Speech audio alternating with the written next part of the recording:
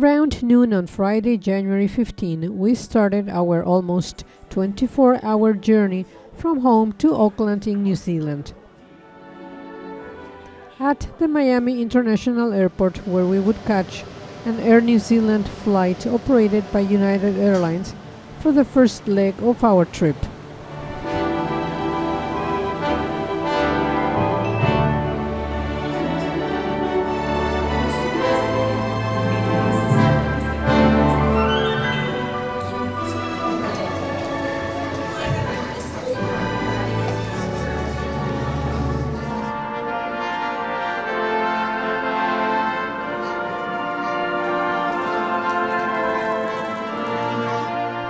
Then we were on our way to Houston.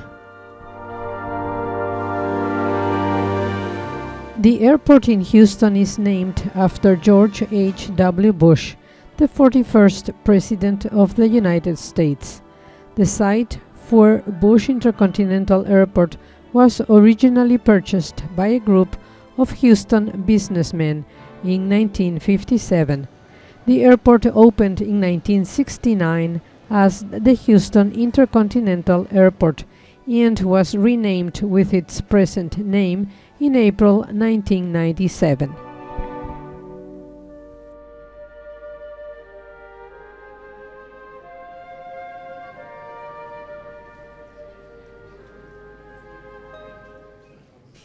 At the airport, we enjoyed a nice dinner Texan style.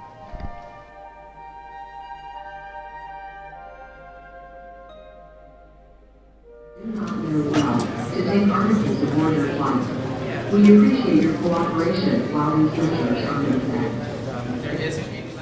Around 8:30 in the evening on the 15th, we boarded the Air New Zealand airplane for the 15-hour flight to Auckland. Right before breakfast was served, we enjoyed this beautiful sunrise.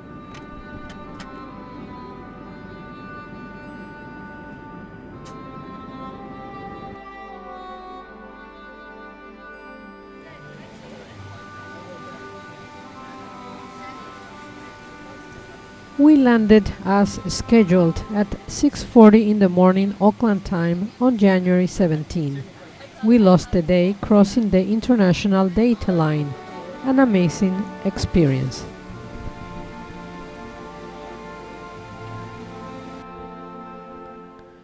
Auckland Airport is the largest and busiest airport in New Zealand. It is located 21 kilometers, 13 miles south of Auckland city centre.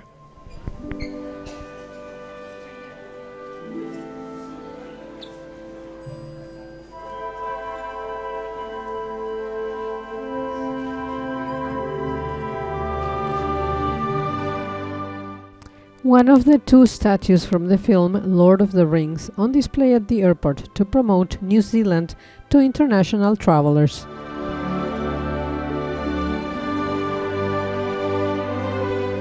The transfer to the Pullman Hotel was uneventful. The hotel is located opposite Albert Park and is a short walk from the Sky Tower revolving restaurant and the Sky City Auckland Casino.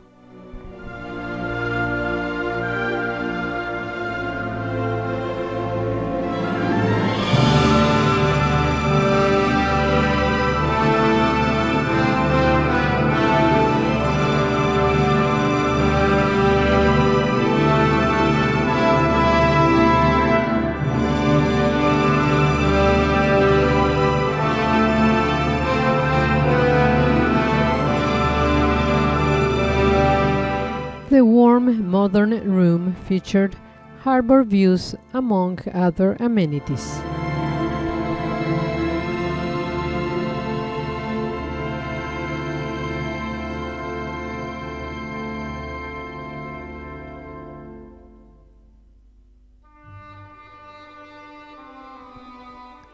On the way to our Sky Tower experience, we first encountered the Northern Club building that has a long history of association with the Auckland's social elite, having been built in 1867. It was constructed as the Royal Hotel before becoming a gentleman's club 2 years later. Then we enjoyed the walk along Bowen Avenue that divides Albert Park in two. We only took a few pictures of the main part of the park since we intended to officially visit it during our second day in Auckland.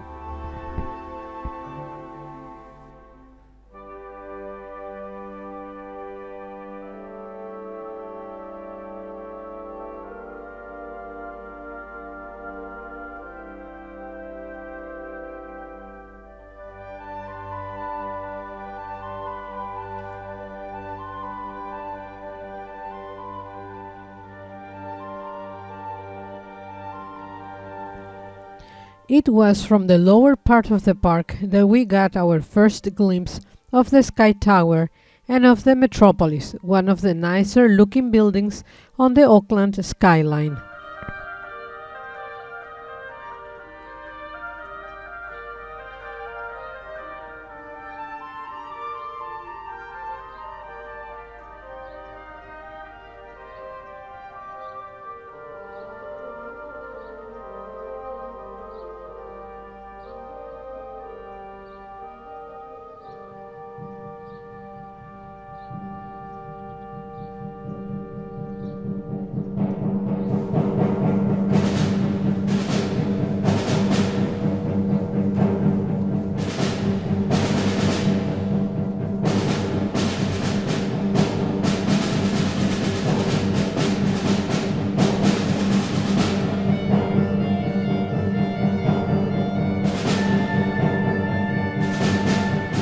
Then there was the former Auckland District Court building, still looking wonderful 100 years after construction.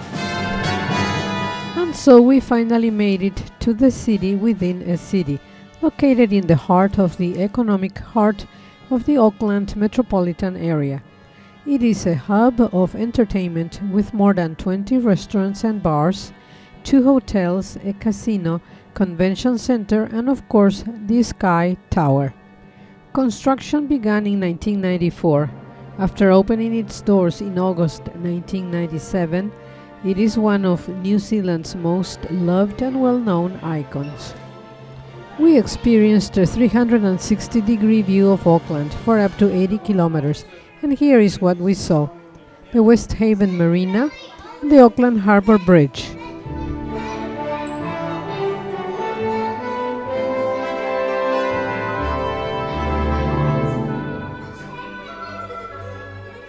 The Auckland Harbour Bridge is an 8-lane box-truss motorway bridge over the Waitemata Harbour. The Viaduct Harbour. The Rangitoto Island. Devonport, home of the New Zealand Navy. Ports of Auckland. Britomart, a shopping, dining and nightlife district. Coromandel Peninsula.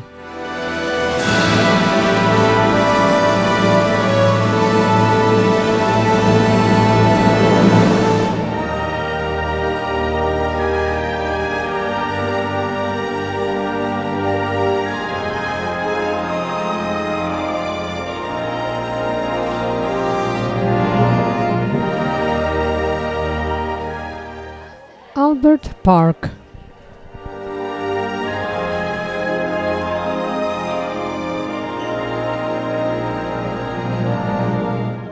Auckland's Town Hall.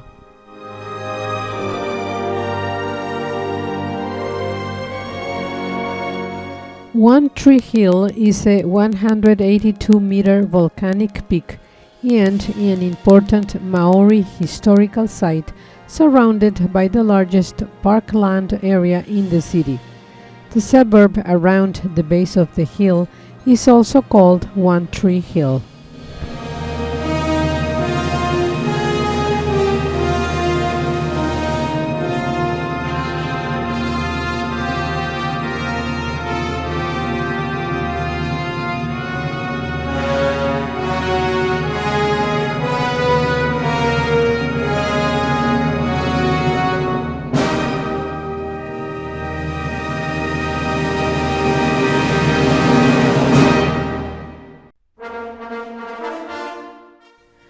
Then it was time to walk towards St. Patrick's Cathedral for Sunday Mass.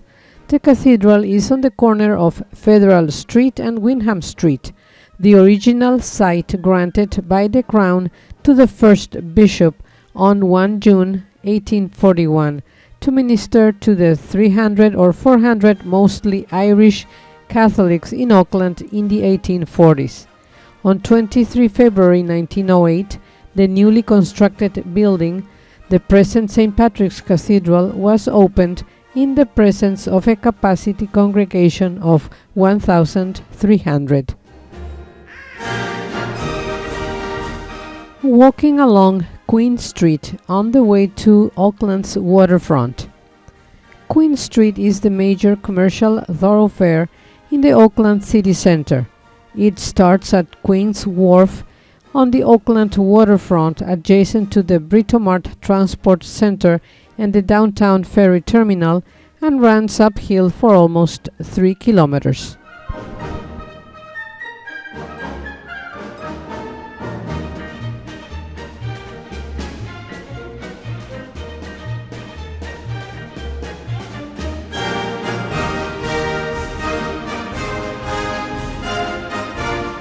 The Queen's Wharf, built of concrete, is 350 meters long by 85 meters wide and is 3 meters above sea level. Up until 2010, two sheds, built in 1911 and 1914, stood on the wharf. Shed 11 at the far end of the wharf was dismantled in late 2010. This shed was replaced by the Cloud, which was used as a place of congregation for the Rugby World Cup 2011.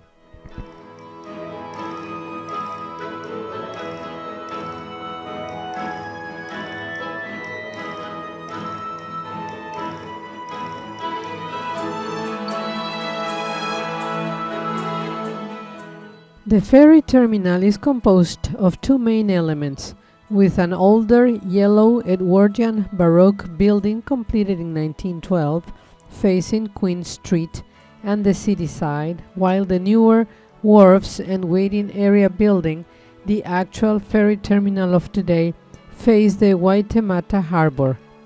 The more contemporary ferry piers and waiting areas were constructed mostly as an open-sided structure with a curved seagull sail roof.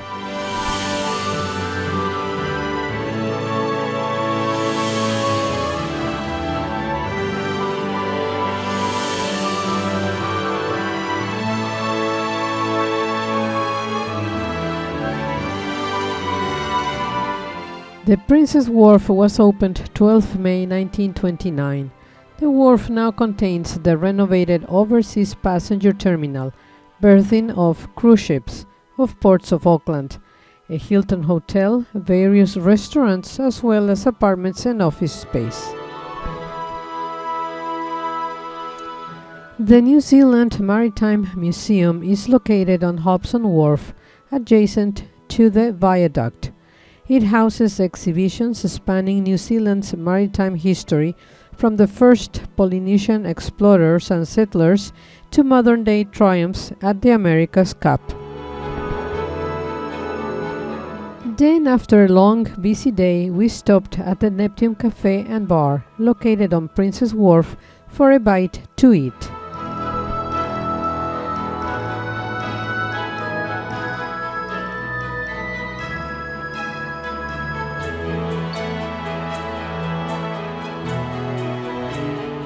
After dinner, we had the opportunity to enjoy Auckland's iconic Sky Tower under a different light as we walked towards Kew Street to grab a taxi to take us back to the hotel.